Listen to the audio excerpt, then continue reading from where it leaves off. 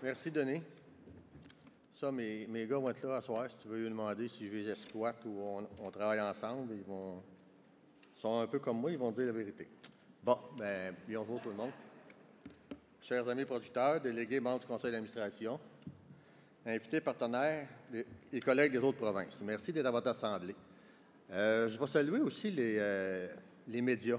On en a deux spécialement aujourd'hui, il peut y en avoir d'autres, mais deux que je voudrais souligner leur présence et aussi. Il y a M. Jean-Charles Gagné, qui est à la tête de chez nous depuis 2003. Jean-Charles, il couvre sa dernière AGA. Il va prendre une retraite bien méritée. On commençait, il me semble, à avoir une complicité toutes les deux, puis là, bien, il faut que je m'habitue avec un autre. Il y a aussi M.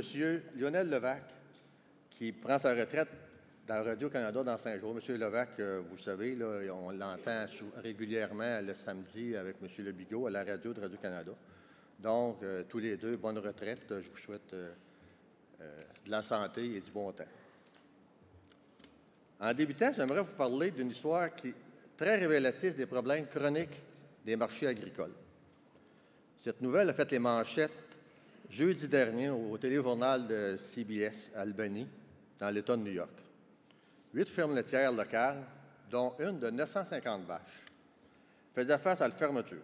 Elle avait reçu un avis de fin de contrat de 30 jours de leur acheteur en raison d'un surplus de lait dans l'État.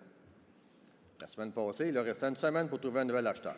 J'ai su ce matin que, oui, il y en avait trouvé un temporaire, mais pourtant, il y a à peine 2 ans, les transformateurs laitiers de cet État se plaignaient publiquement de manquer de lait en raison de la forte croissance des marchés du yogourt grec.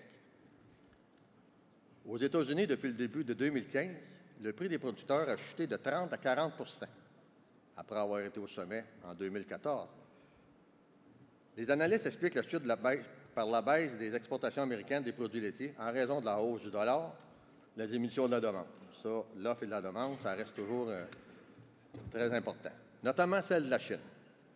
Au début de cette année même, les producteurs chinois jetaient du lait et envoyaient leurs vaches à l'abattoir en réaction à des prix inférieurs, à des inventaires élevés de produits laitiers. En Nouvelle-Zélande, Fonterra a annoncé à ses membres des prévisions de prix du lait à la ferme en baisse de 40 pour cette année. Dans les principaux pays laitiers européens, même constat de baisse de prix. L'Europe qui espère, elle aussi, avec la fin des quotas, profiter de la demande asiatique pour écouler ce surplus. Le monde entier a espérance d'ailleurs, l'Océanie, les États-Unis, mais même certains au Canada. Dans un contexte comme celui-là, à quel prix pensez-vous que nos producteurs ont réussi à vendre leur lait pour les 3 prochains mois? On va probablement le savoir, mais présentement, je ne peux pas vous le dire, je ne le sais pas. Mais ce n'est certainement pas une hausse de prix du lait, ces 8 producteurs-là. La dernière crise sur le marché mondial des produits laitiers remontait à 2008-2009. On se souviendra que les producteurs laitiers français et belges qui jetaient des millions de litres de lait publiquement. Aux États-Unis, le gouvernement a injecté 1 milliard de dollars en soutien à ces producteurs pendant cette crise. On est-tu au début d'une nouvelle crise? On ne le sait pas. Il reste que cette volatilité, c'est une autre démonstration de l'efficacité de la main invisible du marché en agriculture. Les producteurs se font dire qu'il manque de lait pour satisfaire les besoins intérieurs et développer l'exportation. Puis on leur dit, il y a trop de lait, buvez-le, vendez vos vaches, ou bien peut-être que je pourrais le prendre si vous baissez assez votre prix. Que tu aies 50, que tu aies 950 ou 10 000 vaches en face d'un acheteur qui ne veut plus ton lait, tu deviens rapidement un preneur de prix. La volatilité des marchés, l'instabilité et la faiblesse chronique des revenus, ce n'est pas un phénomène nouveau de notre industrie. C'est pour ça que la plupart des États interviennent pour soutenir leur secteur agricole, la plupart à l'aide de subventions. Les subventions, c'est compatible avec les lois du marché, il faut croire. Au Canada, dans le secteur laitier et ceux de la volaille, on a choisi la gestion de l'offre. Le gouvernement intervient avec la réglementation sans subvention. Mais ça, ce n'est pas compatible avec les lois du marché si on se fie à nos critiques. Ça fait combien de décennies qu'on n'a pas vu une situation comme celle des producteurs d'Albany, chez nous, d'après vous, ou comme celle de l'Europe et des États-Unis en 2009? Le lait jeté et les subventions d'urgence. Pas compatibles, mais efficaces, notre système. J'ai déjà cité l'ancien premier ministre Churchill dans un discours précédent. C'est un homme qui a le sens de la répartie, un sens de la formule que j'apprécie beaucoup. Je vais vous le citer à nouveau.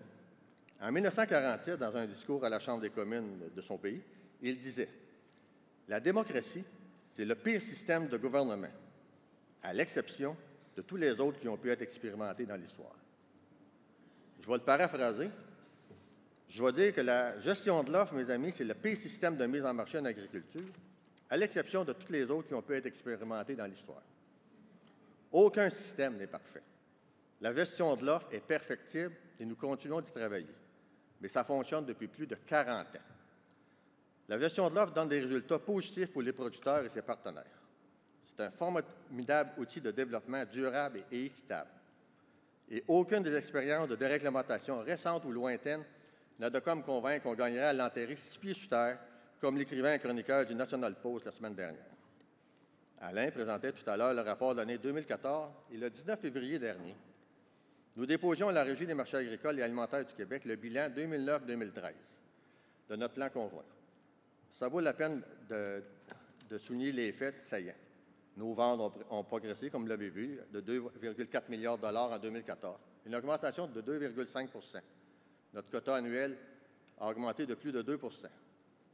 À la fin de la dernière année, le droit de produire des producteurs était 5 % plus élevé qu'à la fin de 2013. Les ventes au détail sont soutenues, particulièrement celles du beurre, en convient.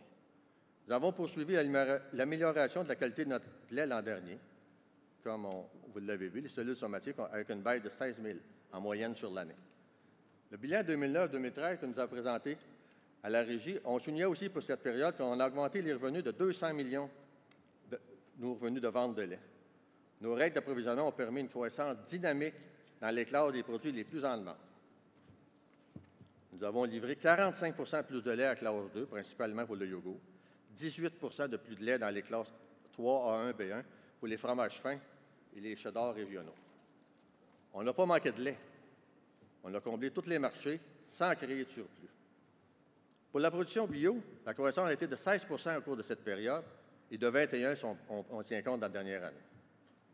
La diminution du nombre de fermes laitières a considérablement ralenti. Moins de 7 % des fermes ont cessé la production dans cette période 2009-2013, comparativement à 17 % pour la période 2003-2008. Pendant ce temps, de 2009 à 2013, l'Europe a perdu 32 % de ses fermes. Le ministre de l'Agriculture, qu'on va recevoir demain, a indiqué au début de son mandat qu'il faisait de la relève agricole une de ses priorités. Il y a longtemps que c'était une priorité pour les producteurs de lait. Le portrait sommaire du secteur laitier présenté par le MAPAC à la Régie à l'occasion de notre évaluation périodique soulignait que 36 % de l'ensemble de la relève établie en 2011 au Québec avait le lait comme principale production, alors que notre secteur représente moins de 24 % des entreprises agricoles.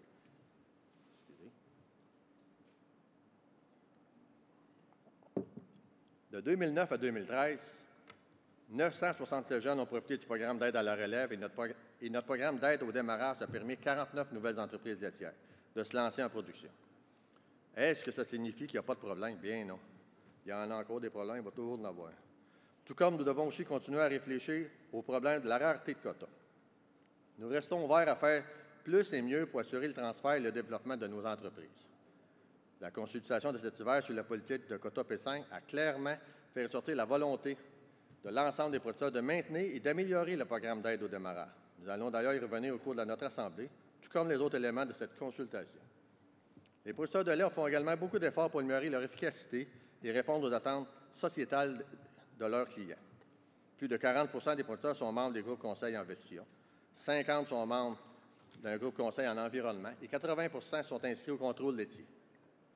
Au cours des 5 dernières années, en moyenne, 2000 producteurs ont participé aux formations hivernales de Vallecta, comme celle de cette année sur l'amélioration et le confort des animaux. Chers amis, les producteurs de lait sont des entrepreneurs engagés dans le développement durable de leur entreprise. Année après année, nous générons des retombées sociales, économiques et fiscales considérables. Comme vous l'avez remarqué, notre rapport annuel met en valeur l'importance économique de la production laitière dans toutes les régions. On peut affirmer sans vantardise que notre secteur est l'un des plus stables, des plus solides contributeurs à la vitalité régionale du Québec. Nous maintenons une masse critique d'activités et de services connexes qui profitent à tous les autres secteurs agricoles, particulièrement aux plus marginaux et aux plus instables. À la fin mars, Éco-Ressources a déposé son rapport final sur les retombées économiques de l'industrie laitière canadienne en 2013. Les résultats sont remarquables. Ensemble, producteurs et transformateurs laitiers canadiens, nous générons des retombées totales de 19 milliards de dollars pour le PIB, 3,6 milliards en recettes fiscales et procurons 215 000 emplois de qualité aux Canadiens. Au Québec seulement, nous avons ajouté plus de 6 milliards de PIB, contribué pour 1,3 milliard de taxes et impôts et généré 80 000 emplois. De 2009 à 2013, la contribution totale du secteur laitier québécois au PIB a augmenté de plus de 17 % alors que le PIB total du Québec n'augmentait que de 8,8 %. Nous avons fait 2 fois mieux que l'ensemble de l'économie du Québec. Ça mérite d'être souligné. Ça fait beaucoup de chiffres dans un discours, j'en suis bien conscient. Mais ce sont des résultats remarquables et réels, pas des promesses ou des espérances de gains. Derrière les chiffres, il y a du monde, il y a des Québécois, il y a des Québécoises, il y a des Canadiens, des Canadiennes. Il y a des milliers d'hommes et de femmes passionnés, engagés quotidiennement dans un travail réel et essentiel. On ne spécule pas, on ne fait pas de paris sur l'éventuel marché pour espérer créer de la richesse. On est dans l'économie réelle. On contribue à l'enrichissement de notre pays et nos concitoyens en produisant tous les jours un bien essentiel, de la nourriture. Ça m'emmène à l'enjeu très occupant des négociations commerciales internationales. Un enjeu qui pourrait mettre en cause les retombées très positives de notre secteur et de la gestion de l'offre. On nous répète que le Canada continue de défendre la gestion de l'offre dans les négociations en cours. Mais depuis la concession faite par le Canada à l'Europe dans la négociation de l'ACG, nous sommes très méfiants et il y a de quoi. L'accès supplémentaire de 17 700 tonnes de fromage européen, dont 16 000 tonnes de fromage de qualité destiné au détail, va causer des pertes considérables à notre jeune secteur de fromage fin. On a calculé que cela représente 30 % des ventes actuelles dans ce créneau où le Québec est très présent. Le premier ministre Harper s'est lui-même engagé à compenser ces pertes au moment de la signature du projet d'accord en octobre 2013. Depuis, c'est le silence radio du côté d'Ottawa. On a été rencontrés une fois, mais on n'a pas eu de nouvelles. Pire, toutes les porte-paroles du gouvernement s'entêtent à nous répéter qu'il y aura des compensations s'il y a des pertes. Je l'ai posé la question à M. Ritz au mois de février, et c'est exactement ce qu'il m'a répondu. Je ne sais plus sur quel ton, quelle langue il va falloir le répéter. Il n'y a pas de « si ». Quand le fromage européen va rentrer sur notre marché, c'est du fromage fait de lait européen subventionné, répétons-le. Il va être consommé par des Canadiens. Ces Canadiens qui auraient consommé nos fromages faits avec notre lait. Il n'y a pas de « si », c'est réel qu'on va parler. 17 700 tonnes de fromage en équivalent lait, c'est plus que la production des producteurs du Saguenay-Lac-Saint-Jean. Vous irez voir à la page 46 de notre rapport annuel les chiffres des retombées de la production et de la transformation régionale. Ils sont bien mis en valeur. Vous allez voir le portrait de la famille des Bradettes, de fiers producteurs de la région. Vous n'auriez pas à attendre à la fin. Il écoute, c'est ça. C'est l'équivalent et un peu plus encore que nous perdons au profit de l'Union européenne. Nous avons demandé à Ottawa, en autre mesure d'atténuation d'impact, des investissements structurants qui viseraient à accroître l'efficacité et la compétitivité des producteurs et des fromagers canadiens. Nous avons demandé que l'attribution d'un nouveau contingent tarifaire soit faite en tenant compte des fromagers qui perdront leur marché. Certains des fromagers, autres que les grands transformateurs, déjà détenteurs de licences d'importation, souhaitent avoir accès au nouveau contingent et le fédéral devrait en offrir la possibilité. Le gouvernement devrait aussi hausser significativement leur soutien à la promotion des fromages d'ici et le soutien au développement de l'expertise. Ce n'est pas trop demandé. Le gouvernement fédéral et les gouvernements fédéral et de l'Ontario n'ont pas hésité à le faire pour soutenir l'industrie automobile canadienne en 2009. Vous avez dû voir dans l'actualité la semaine dernière, le fédéral a vendu ses dernières actions du GM, comme le gouvernement ontarien l'avait fait un peu plus tôt. Les deux avaient investi 10 milliards de dollars en part dans les constructeurs automobiles pour sauver l'industrie. Le bilan net des dernières actions se soldera par une perte d'environ 2,5 milliards. Cette somme s'ajoute aux demi-milliard annoncé dans le budget 2014 qui sera investi sur 2 ans dans un fonds de recherche et de développement pour l'industrie automobile. Un total de 3 milliards de dollars d'argent des contribuables canadiens pour soutenir un secteur qui procure 20 000 emplois directs en 2014. Qu'attend le gouvernement fédéral pour en faire autant pour nous?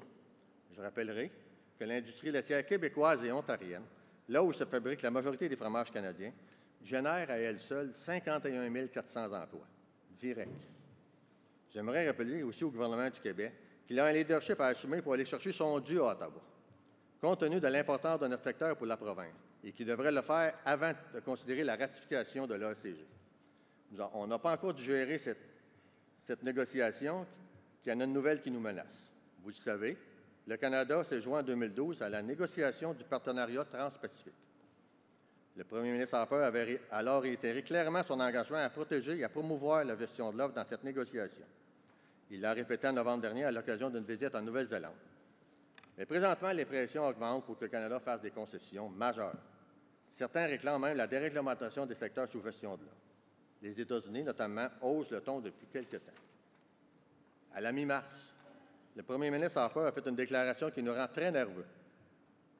En parlant des négociations du partenariat transpacifique, il a dit, et je le cite, « Nous sommes devant des choix difficiles dans cette négociation.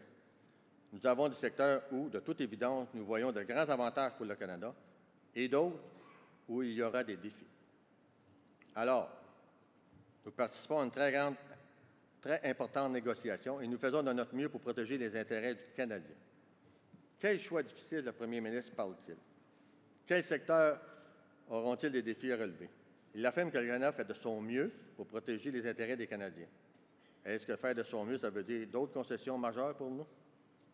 Il s'agit sans doute d'une très importante négociation, comme l'affirme M. Harper. Nous avons d'ailleurs toujours reconnu l'importance du commerce pour le Canada. Le pari des États-Unis et des autres pays participants est de prendre de vitesse la Chine et de créer une zone de libre commerce qui sera attrayante pour d'autres pays de la zone Pacifique. C'est davantage un positionnement stratégique que l'espérance de retombées économiques majeures. Sans minimiser l'importance de cette entente, j'aimerais la mettre en perspective.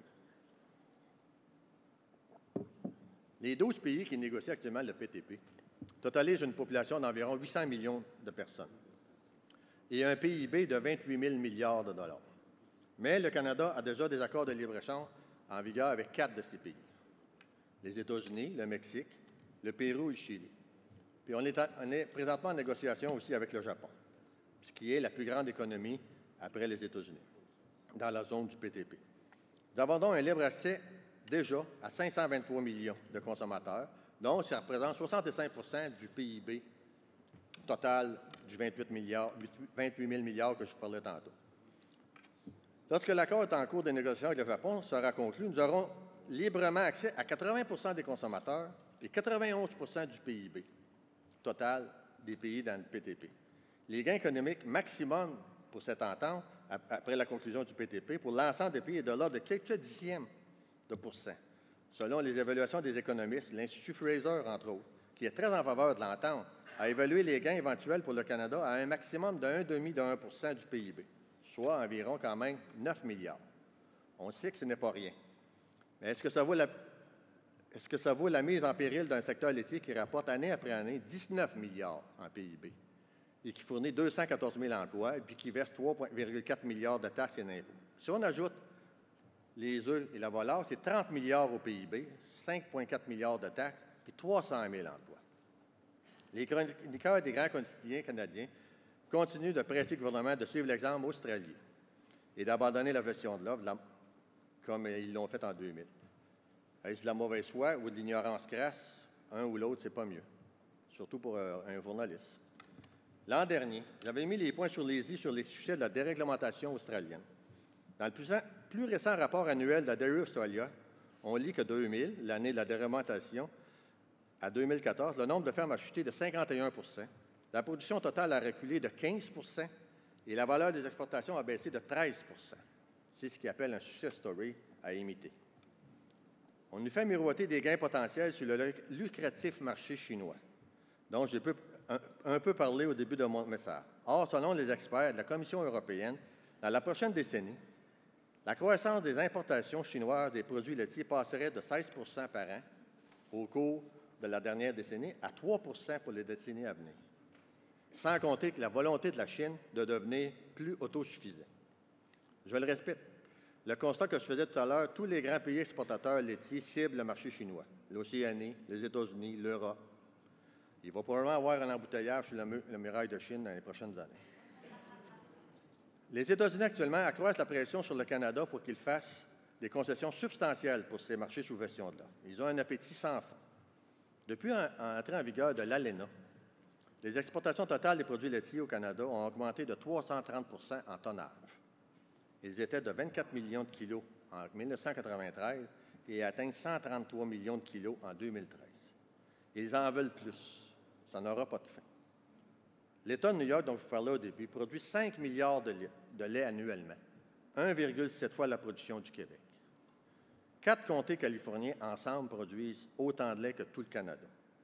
Quand on voit comment les producteurs américains sont traités quand il y a trop de lait, on peut facilement imaginer ce qui arriverait si la frontière était complètement ouverte. Le Canada doit se tenir debout et dire non. On ne peut pas nous demander de concurrencer le climat des producteurs de lait de l'Océanie, des États-Unis, ni même les subventions américaines. La réalité, c'est que si le Canada ouvre ses marchés aux produits laitiers de ces pays, notre secteur vivra une crise sans précédent. L'impact sur l'économie des régions et de nos communautés sera catastrophique.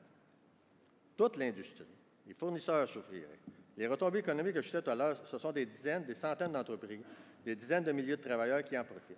Des transformateurs, des banquiers, des fournisseurs d'intrants, des transporteurs, des conseillers, des vétérinaires, j'en passe. Les négociations du PTP avancent et pourraient même se conclure ce printemps. C'est le temps qu'on se réveille tous, pas seulement les producteurs. On dit « wake-up call », nos Anglais anglophones nous disent ça, les gouvernements provinciaux, les partenaires de toute l'industrie laitière et ailleurs au Canada devront impérativement faire front commun pour dire très clairement au gouvernement fédéral de ne pas céder aux pressions, de respecter ses engagements, de protéger la gestion de l'offre intégralement. Demain, nous aurons avec nous 2 ministres. Je compte sur vous pour passer le message, poliment, mais très clairement. Au cours des prochaines semaines, nous aurons peut-être à nous mobiliser pour passer le message plus fortement. Soyez prêts à répondre à l'appel. Si la situation l'exige, je compte sur vous. Je ne peux conclure mon message sans aborder un autre dossier majeur pour l'avenir de notre secteur, celui de la négociation nationale qui tarde encore à débuter avec nos partenaires transformateurs. J'aimerais d'abord répéter clairement que nous souhaitons le développement et la croissance du secteur laitier canadien. C'est une vision que nous partageons avec nos collègues producteurs de tout le Canada. J'aimerais à cet effet rappeler la vision que les représentants des 5 provinces de l'entente P5 ont adoptée l'automne dernier.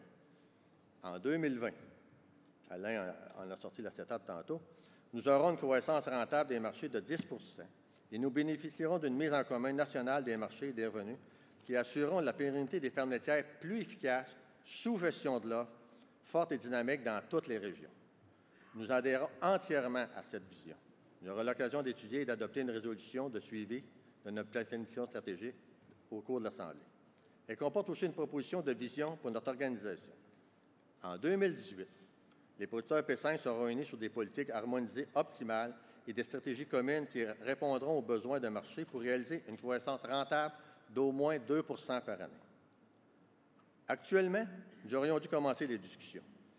Elles doivent se dérouler en toute confidentialité afin que nous puissions aborder tous les sujets, sans tabou, en toute confiance.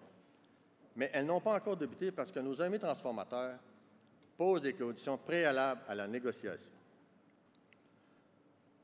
Je vais être très franc. Je trouve cette attitude inacceptable. Je ne comprends pas l'attitude de nos amis transformateurs nationaux.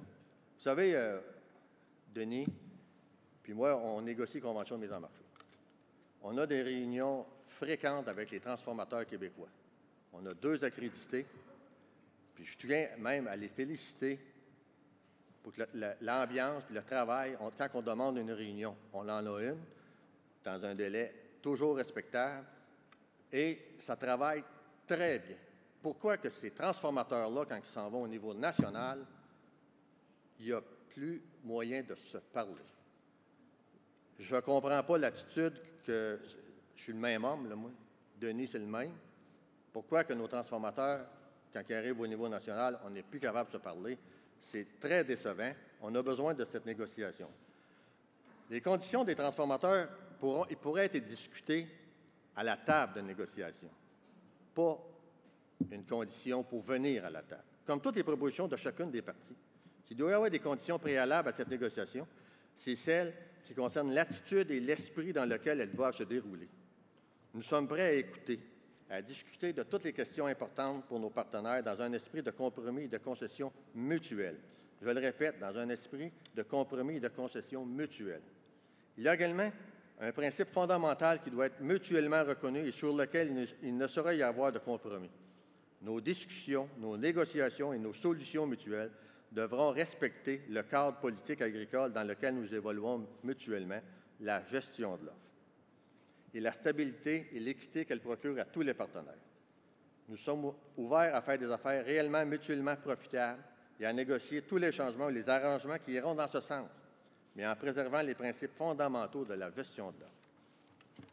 Nous n'irons pas à cette table pour négocier l'enterrement de la gestion de l'offre, mais pour convenir d'une entente qui sera profitable et respectueuse pour toutes les parties. Que ce soit clairement compris. Merci.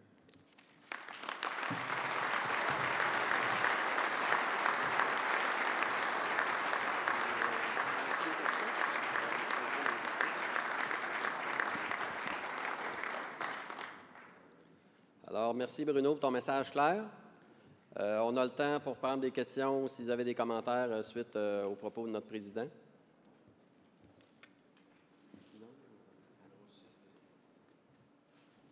Micro numéro 6. Oui, je retiens ce que M. Letendre parlait du partenariat avec les transformateurs. Au Québec, il y a un transformateur qui ne veut pas trop utiliser notre logo de petite vache bleue. Puis je pense que ce logo-là est en train de faire un bon bout de chemin avec Tim Hortons puis Domino Pizza.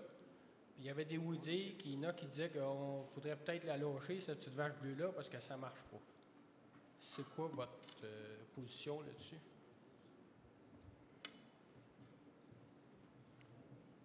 Il y a 3 transformateurs au Québec, des grands transformateurs qui n'utilisent pas le logo. Le but du logo, là, il est extraordinaire. Le but qu'on s'est donné ensemble, les producteurs, pour avoir un logo. Il y a quelque chose qui ne marche pas entre l'application ou l'utilisation puis nos amis transformateurs. Donc, je pense que ça sera exactement la bonne table pour en parler. Pourquoi? Qu'est-ce qu'on peut faire? Moi, je vous ai posé la question. Vous êtes tous sur le site, les fromages d'ici, puis vous avez l'urticaire quand vous voyez la petite vache bleue. Expliquez-moi pourquoi, là. Pourquoi ça va là et ça ne va pas là? C'est ça, j'attends encore des réponses, là. Mais pourquoi ils veulent tous sont tous sur le site, les fromages d'ici? Ça, c'est un must pour eux autres. Puis quand arrive la petite vache bleue, là, ça, c'est les horripiles au bout. Bien, je voudrais savoir pourquoi. On ne peut pas trouver une solution s'ils ne nous disent pas c'est quoi le problème. Mais on est là. On est pour le logo. On est pour un logo. Je suis pour un logo, puis au Québec, on est pour un logo. Mais un logo d'industrie qui rassemble l'industrie. Là, présentement, on a 3 transformateurs, entre autres, au moins, qui représentent la grande partie de la transformation, qui ne veulent pas du logo. Il faut trouver une solution. Il ne faut pas enlever le logo. Il faut trouver une solution pour l'utiliser. C'est bon, merci. Micro numéro 5. Oui, Régent Bessette, Sainte-Montérégie-Ouest. Au niveau, M. le Président, réciprocité aux frontières. Je ne sais pas si vous savez ce que ça veut dire, ça. Ce qui rentre. Chez nous, Montérégie-Est, Montérégie-Ouest, on est proche des frontières. On est proche de ceux et celles qui en importent. Est-ce que la Fédération va avoir assez, on va mettre un mot qui va être dur, là, de colonne, pour faire appliquer la réciprocité? Quand tu te fais dire par le ministre de l'Agriculture, qui n'est pas plus que Pierre Paradis, occupez-vous de votre réciprocité, les gars, vous avez une passoire. Y a-t-il de quoi qui a été regardé au niveau de la fédération, de l'exécutif, à ce niveau-là? Je vous le dis, ça rentre. Tantôt, au huis clos, je vais revenir parce que je ne veux pas en parler devant tout le monde, puis je suis sûr que Monsieur le Président, c'est de quoi je veux parler. Il va falloir qu'on se penche, puis sérieusement. Parce que c'est ça que je pense. On l'a vu avec le fromage à pizza, ça a pris 5 minutes après que le gouvernement ait décidé de mettre ses culottes au fédéral pour arrêter le fromage à pizza qui venait des États-Unis.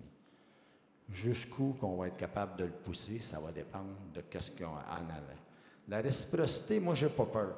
Dans le passé, là, j'ai entendu souvent me dire « Régent, il ne faut pas en parler, il ne faut pas alarmer nos consommateurs. » Mais je pense que nos consommateurs sont assez avisés de savoir si on s'impose des qualités, des normes, pour que ces mêmes normes soient mises lorsque ça rentre chez nous. C'est ça que je voudrais vous entendre.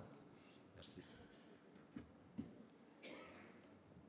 Qu'un ministre te dise occupez-vous de la réciprocité, je ne sais pas la description de tâche d'un ministre, mais il me semble que ça ressemble plus à la sienne que la mienne. Les frontières, là, on pousse là-dessus. Là. Comme tu as donné la réponse dans ton intervention, ça a pris 5 minutes au kit à pizza. Bien, c'est le même ministre qui pourra régler aussi là, les rapports de droit ou de ces importations-là qui sont mal contrôlées. On fait des pressions au niveau québécois, on en fait au niveau des producteurs laitiers du Canada, constamment. Malheureusement, bien, pas malheureusement, excusez, je me dis ça, là. Heureusement, on est dans une démocratie, mais ça a des petits côtés fatigants des fois, c'est qu'il faut respecter la démocratie. On a un gouvernement, présentement à Ottawa, qui est plus préoccupé par le terrorisme que par autre chose. Je vais vous dire bien franchement, là, moi, ça ne m'empêche pas de dormir, là, le terrorisme. Là. Je ne dis pas que ce n'est pas un préoccupant, là, mais c'est le même ministre là, qui s'occupe de ça. Là. Puis il a de l'air d'être bien pogné par sa loi sur le terrorisme, puis il n'entend rien.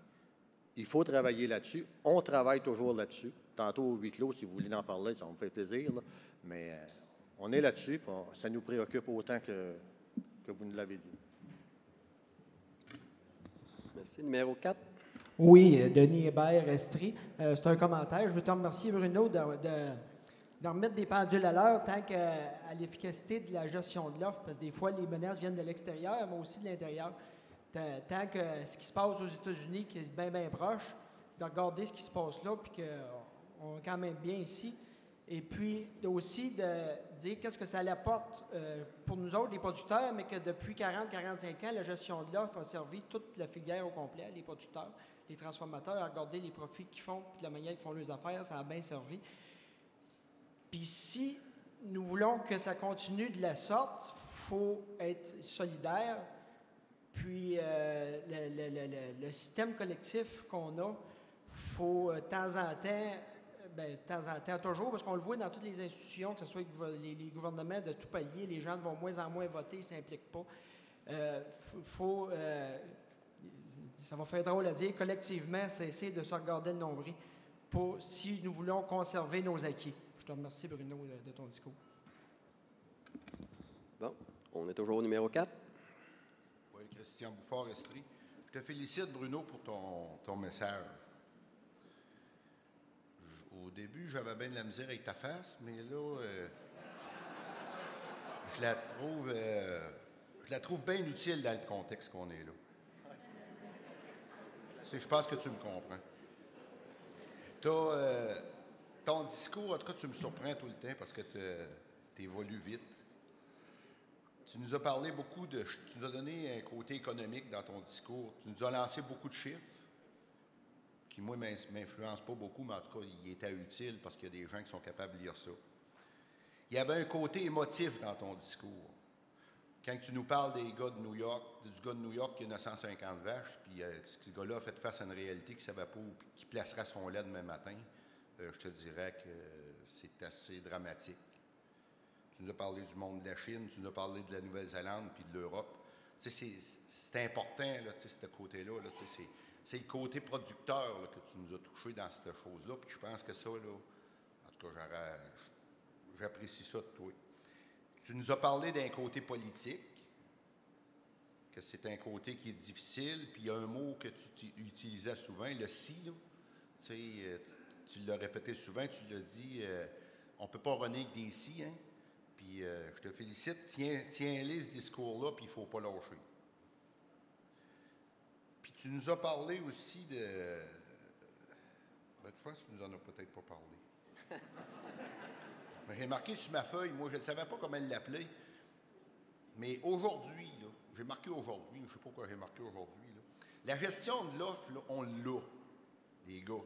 On l'a bâti. On va-tu faire un peu comme les autres qui n'y ont pas cru et qui ne l'ont pas bâti dans l'État de New York? Puis l'Europe qui l'avait et qui l'ont laissé aller? Moi, en tout cas, je me dis, on l'a construit. Un matin, là, moi, depuis que n'aurait pas eu le temps de venir, mais j'ai dit, il faut que j'y aille absolument à l'Assemblée. Là. Je cherche une phrase, en tout cas, s'il y en a qui la trouveraient mieux que moi. On a un bon élan. Moi, j'ai marqué sur ma feuille, conservons notre élan.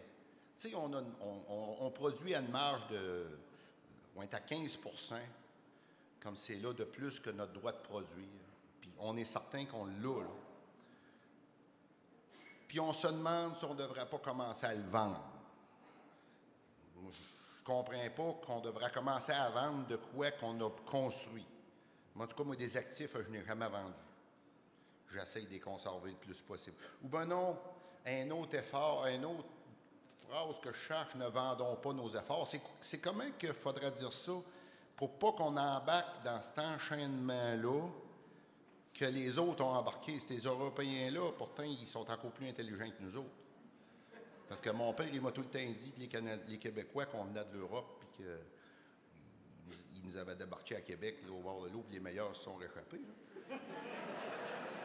Moi, j'ai bien de la misère, là, tu sais, que je me dis, si eux autres, parce que ça a l'air qu'on vient tous de la France. Là.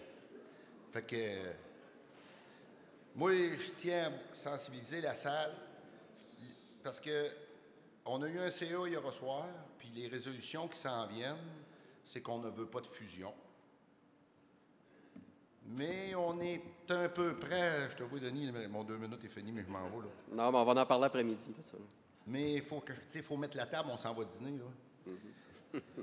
Il ne faut pas toucher à ça, il ne faut pas vendre nos efforts, les gars. Merci. Merci. Tu n'as pas de commentaire là-dessus? Numéro 5, on est pas mal dans la partie félicitations. Je ne sais pas si tu vas aller dans le même sens. Vas-y. Oui, moi aussi, je veux te féliciter, Bruno. C'est ton nom? Il y a Pierre Girard, Saguenay, Lac-Saint-Jean. Moi, c'est plus. Ça fait un petit bout de temps que j'ai été administrateur en même temps que Bruno. Ça fait un petit bout que je n'étais pas venu. Je te félicite pour. Tu es devenu volubile. Un excellent discours, Bruno. Mais moi, j'ai encore de la misère avec ta face. Mais c'est correct que je te regarde pas sur l'écran, que je te regarde en bas, elle est moins grosse. Moi, c'est juste. Juste tantôt, on parlait des kits à fromage, ça n'a pas été long à arrêter quand le gouvernement a décidé. Mais si je ne me trompe pas, les kits à fromage, ils ont décidé de les bloquer après nous avoir passé 18 000 tonnes de fromage des dents. J'espère qu'on n'a pas eu 18 000 tonnes en échange de juste ça, parce que moi, j'ai trouvé que la réaction aux 18 000 tonnes là, a été très, très, très faible de notre part. Puis je trouve qu'on est là, la plus dangereuse arrive, là, le Trans-Pacifique, là. Puis ils vont être où, nos alliés, là? Parce que quand le premier 17 000 tonnes, j'avais l'impression qu'il y avait peut-être la moitié de nos alliés naturels qui se tournaient de bord pour rire de nous autres dans le barbe. Parce qu'il y avait du stock qui était supposé traverser l'autre bord, puis c'est pas grave, c'est rien que le lait qui a payé. Les producteurs de lait sont bien. Tu sais, fait que, en tout cas, j'espère qu'on a. Parce que moi, je veux pas de plan B, je veux mon coton. C'est pas un plan B que je veux. Dans mon assemblée régionale, il y a quelqu'un qui est venu poser la question si la fédération avait un plan B. J'espère bien que la fédération n'a pas de plan B. On n'a rien qu'un plan, c'est notre système. Puis il faut le garder. Mais il faut être prêt. Il faut être prêt, puis il faut que le monde sache qu'on est prêt au gouvernement. On va s'organiser pour le dire quand on va les voir en face, là. Fait que, moi, j'ai pas de bêtises à dire à personne ici ce matin, mais demain, peut-être. Merci. As-tu des commentaires? As-tu des commentaires? Numéro 5. André Seguin, Montérégie-Ouest. Moi, j'ai jamais eu de problème avec ta face, Bruno. Je t'ai toujours apprécié comme j'ai apprécié tes prédécesseurs, puis je sais que vous travaillez bien fort pour nous autres. Moi, la question que je vais vous poser, c'est une question que j'ai posée au niveau régional, puis j'aimerais avoir un peu plus d'informations, si c'est possible. On vit un heureux problème. On est rendu avec une marge de 15 % avec des journées additionnelles supplémentaires. On entend parler des fois par des commerçants d'animaux ou par des transporteurs que ça pourrait monter, qu'il pourrait y avoir des variations. Je suis conscient que les décisions que vous prenez, vous ne pouvez pas prévoir toujours bien d'avance ce qu'il y en est, mais j'aimerais savoir si la marge est-tu là pour rester, les journées additionnelles, est-ce qu'il risque d'en avoir des supplémentaires, considérant que les stocks de beurre, je ne pense pas que ça va se régler dans l'espace d'une couple de mois.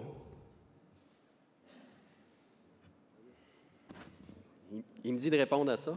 Je pense que fiez-vous donc aux outils de communication de votre organisation plutôt qu'à certains propos de commerçants ou d'autres personnes qui pourraient peut-être avoir de l'intérêt, notre intérêt à cœur. Comme d'habitude, au niveau des émissions de quotas, on monitore ça en continu à chaque mois, chaque 2 mois. On évalue les courbes de production, l'évolution des besoins canadiens, les stocks de beurre. Nous, on estime à date que le signal de production a été donné. C'est certain que suscité ça, on décide ça à P5 maintenant, puis il y a une province qui est inquiète là, que les stocks de beurre soient trop déficients, puis qu'il y ait des demandes de permis d'importation de beurre soient faites à la CCL. Nous, on n'est pas là, on ne croit pas ça. Fait que je peux vous dire que le signal de production a été donné, la production s'est manifestée, particulièrement là, dans le dernier mois. On pense que ça va faire la job pour plusieurs mois. On n'aime pas ça émettre du quota ou de façon là, trop souvent répétée. Alors, vous pouvez fier au signal de production, mais on se garde toujours la porte comme organisation aussi qui est responsable de dire que dans des éventualités où il y a une explosion de marché dans un secteur donné, c'est certain qu'on va procéder pour que ce marché-là soit servi.